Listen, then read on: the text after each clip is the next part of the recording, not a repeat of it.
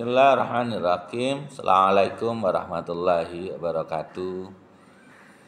Teman-teman yang dimuliakan oleh Allah, semoga kebahagiaan, keberkahan, dan keberlimpahan bersama kita. Ada suatu cerita dulu di zaman Nabi Musa alaihissalam. Ada seorang preman di sebuah pasar. Preman itu kerjanya setiap hari mengganggu, menjahili orang-orang yang ada di pasar itu. Kalau ada perempuan, digodain, dicubitin, sehingga banyak orang-orang yang tidak merasa nyaman dengan preman itu. Kalau ada pedagang, dimintain uang, dipajekin. Kalau tidak nanti akan dimarahin, bahkan tidak jarang ada orang yang dipukul. Tiap hari kerjanya mengganggu, menjahilin, dan merugikan orang lain. Sehingga orang-orang di pasar itu tidak senang, bahkan membenci preman itu. Tetapi mereka tidak berani melakukan apa-apa karena mereka takut terhadap preman itu. Waktu terus berjalan, hari berganti hari, minggu berganti minggu, bulan dan tahun. Suatu saat, preman di pasar itu sakit. Dia merasakan sakit di bagian tubuhnya.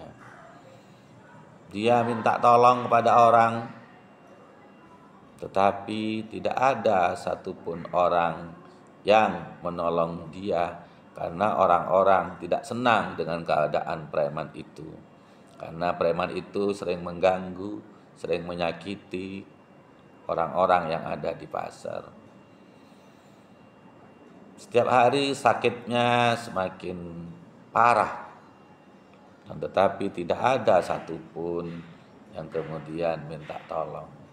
Sampai ketika preman itu berada di dekat sampah di pasar itu, dan dia tergeletak sakit tidak berdaya, juga tidak ada orang yang kasihan dan menolong preman itu, sampai akhirnya preman itu meninggal dunia.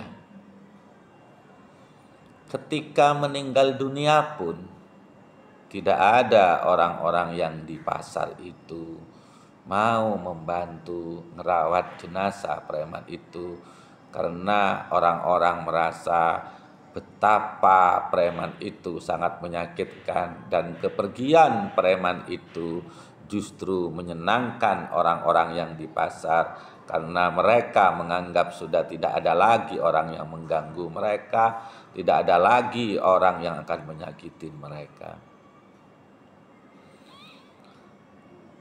Nabi Musa kemudian mendapat petunjuk dan perintah dari Allah Subhanahu wa taala dan mengatakan bahwa Musa, datanglah kamu ke pasar, dan di tempat sampah ada kekasihku di sana. Saya pengen engkau mengurus jenazah itu karena dia adalah kekasihku. Maka sebagai seorang hamba, Nabi Musa kemudian berjalan ke pasar itu. Dan di dekat tempat sampah, Nabi Musa melihat ada sesosok mayat, dan tidak ada satu orang pun yang kemudian mengurusnya. Nabi Musa adalah nabi yang punya temperamen agak keras, sehingga kemudian Nabi Musa memarahi orang-orang yang ada di sekitar situ. Dan beliau menyampaikan, siapa ini? Kok tidak ada orang yang kemudian mau merawat jenazah ini? Padahal ini adalah kekasih Allah. Orang-orang di pasar saling memandang, kaget dengan apa yang disampaikan oleh Nabi Musa. Dan secara bisik-bisik mereka mengatakan bahwa Nabi Musa itu tidak mengerti siapa sesungguhnya itu, bahwa ini adalah orang preman yang perbuatannya menyakitin orang, sering mengganggu orang sehingga kematiannya tidak perlu kita tangisin.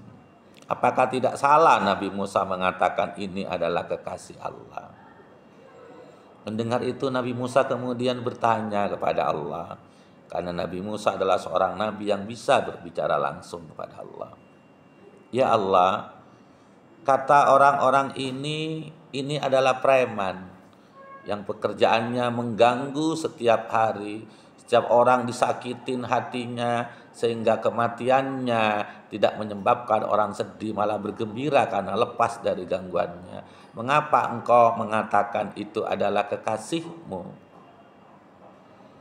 Maka kemudian Allah menyampaikan kepada Nabi Musa, benar Musa, bahwa orang ini adalah preman, pekerjaannya mengganggu orang lain. Tapi ketika dia sakit, kemudian dia minta tolong kepada orang-orang, maka tidak ada seorang pun yang menolong. Hatinya menangis, hatinya nelongso, meratap kepadaku, minta ampun kepadaku, dan menyesali segala kesalahan dan dosanya.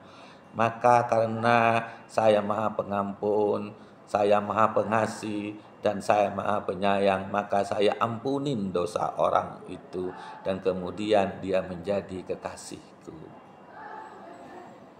Teman-teman, terkadang kita ini tidak mengerti karena memang manusia tidak tahu banyak.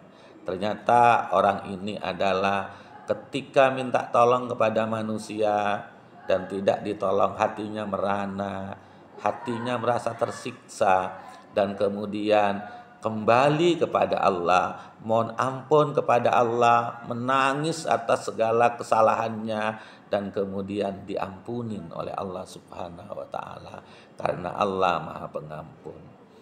Makanya apa yang kita lihat kadang-kadang tidak sama dengan yang sebenarnya karena pengetahuan kita terbatas dan hanya Allah yang tahu. Bahwa yang kita lihat preman ternyata di akhir hayatnya meminta ampun kepada Allah Subhanahu wa taala, menyesalin, kemudian menjadi kekasih Allah, dan insyaallah diampunin dosanya dan dimasukkan ke surga oleh Allah Subhanahu wa taala. Semoga cerita ini menginspirasi kita, kita dapat mengambil hikmahnya sehingga kita menjadi orang yang lebih bijak ketika menghadapi permasalahan. Wabillahi taufiq hidayah. Assalamualaikum warahmatullahi wabarakatuh.